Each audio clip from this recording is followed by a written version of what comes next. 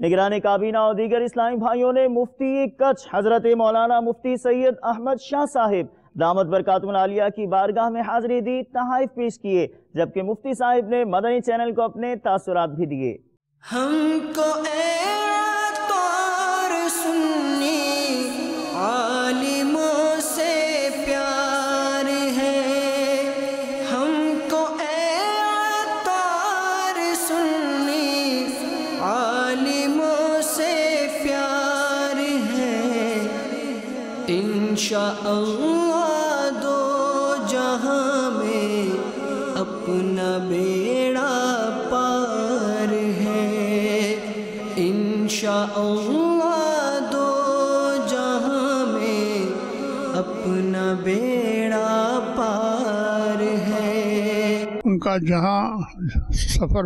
ہوگا اور قدم قدم پر خداوند تعالیٰ ان کی نیکی اللہ تعالیٰ منظور کرے گا اور قدم قدم پر ان کی خطائیں معاف کرے گا۔ یہ بہت بڑی سعادت ہے۔ اگر اپنے گھر سے کوئی دین کی دعوت کے لیے نکلا یا دین کے علم سیکھنے کے لیے نکلا، نبی اکرم صلی اللہ علیہ وسلم نے فرمایا ہے کہ وہ ادب اور دین کی حفاظت میں جو جہاد کرتے ہیں اس جہاد سے بھی یہ افضل ہے، یہاں تک کہ اگر اس کو زخم لگے اور زخموں میں شہید ہو جائے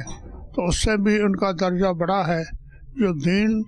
کی دعوت دینے کے لیے جو نکلا اپنے گھر سے یا دین سیکھنے کے لیے۔ تو یہ دین کی دعوت بھی ہے، اور اس کے ساتھ جو مفتیان کرام ہیں ان کے ساتھ جو ہوں گے ان کو کچھ علم بھی حاصل ہوگا، دین بھی حاصل ہوگا، تو یہ بڑی نعمت ہے۔ اور آپ کا جو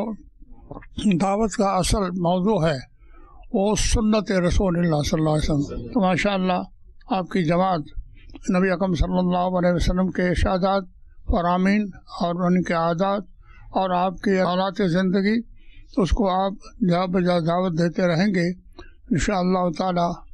اللہ تبارک و تعالی جل جلالہ یہ آپ کا